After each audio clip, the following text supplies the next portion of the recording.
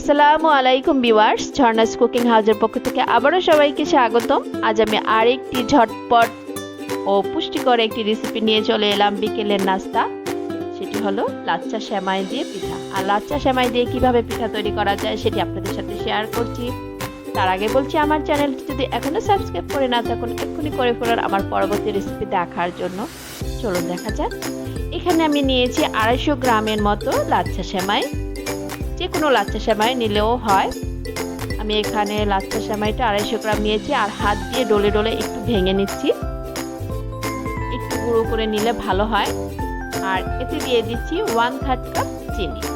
চিনিটা একান্ত আপনাদের নিজস্ব ব্যাপার, যে যেমনটা মিষ্টি পছন্দ করেন। আরও দিয়ে দিচ্ছি 1/3 কাপ গুঁড়া দুধ। আগেই বলেছি পুষ্টিকর একটি রেসিপি। আর দিয়ে দিচ্ছি একটি ডিম।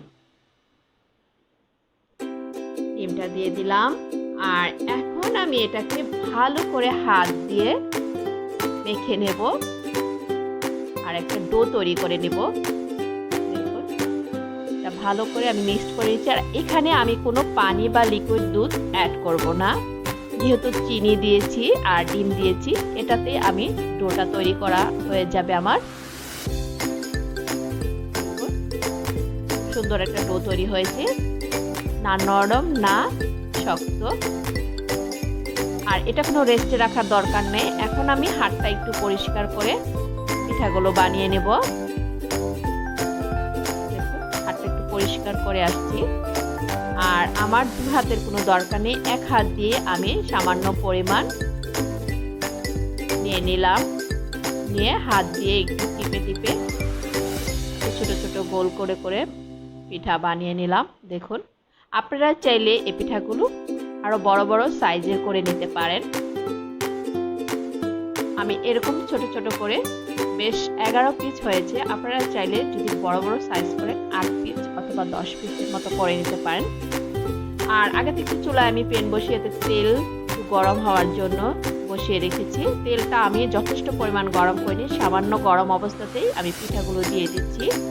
আর পিঠাগুলো আমি 2 ধাপে ভেজে নেব, যেহেতু আমার সেমাই পিঠা ভেঙে যাওয়ার সম্ভাবনা বেশি। আর কাঁচা অবস্থায় উল্টানোর চেষ্টা করবেন না। এক পিঠ একটু কালার চলে আসলে তারপরে উল্টানোর চেষ্টা করবেন, তখন আর পিঠাগুলো ভেঙে যাবে না। দেখুন, আমার এক পিঠে একটু সামান্য কালার চলে আসলে এখন আমি একটু উল্টিয়ে দিচ্ছি। আর চুলার আঁচটা অবশ্যই মিডিয়াম রেখে এই পিঠাগুলো ভাজতে হবে, কারণ যদি হাই আছে আপনি এই পিঠাগুলো ভেজে নেন তাহলে উপরে কালার চলে আসবে তাড়াতাড়ি, কিন্তু ভিতরটা কাঁচাই থেকে যাবে।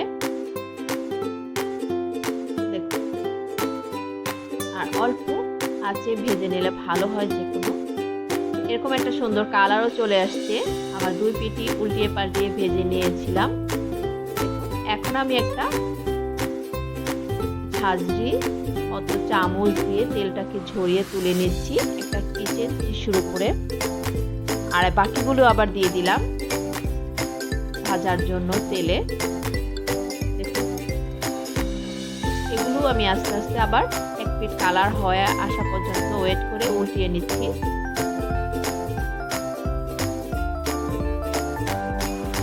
ভাজার সময় একটু ধৈর্য নিয়ে ভেজে নিতে হয়। আর মিডিয়াম বা লো আছে। দেখুন, এটাও কালার চলে এসেছে। আর আগেই বলেছি আপনারা চাইলে বড় বড় সাইজ করে নিতে পারেন। আমি ছোট ছোট করে নিয়েছি। খুব সুন্দর একটা কালার চলে এসেছে। এখন আমি এগুলো তুলে নিচ্ছি।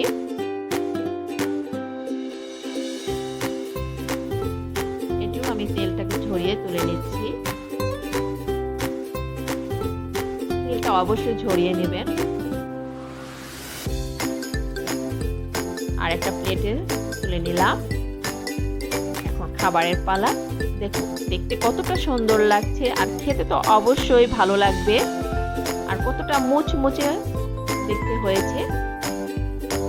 আমি একটা ভেঙে দেখাচ্ছি ভিতরটা কতটা ফ্লফি।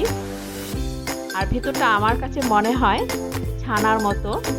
দেখুন, কত সুন্দর একটা কালারও আসছে ভিতরে, একদম ছানা ছানা মনে হয় আমার কাছে।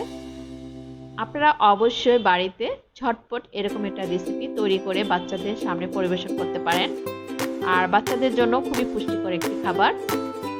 অবশ্যই এই রেসিপিটা আপনারা করবেন। ভিউয়ার্স, যদি আমার এই রেসিপিটা আপনাদের কাছে খুবই ঝটপট বা সহজ মনে হয় তাহলে অবশ্যই আমাকে লাইক, শেয়ার, কমেন্টস করে আমার চ্যানেলের পাশে থাকবেন আর আমার চ্যানেলটিকে সাবস্ক্রাইব করবেন। আল্লাহ হাফেজ।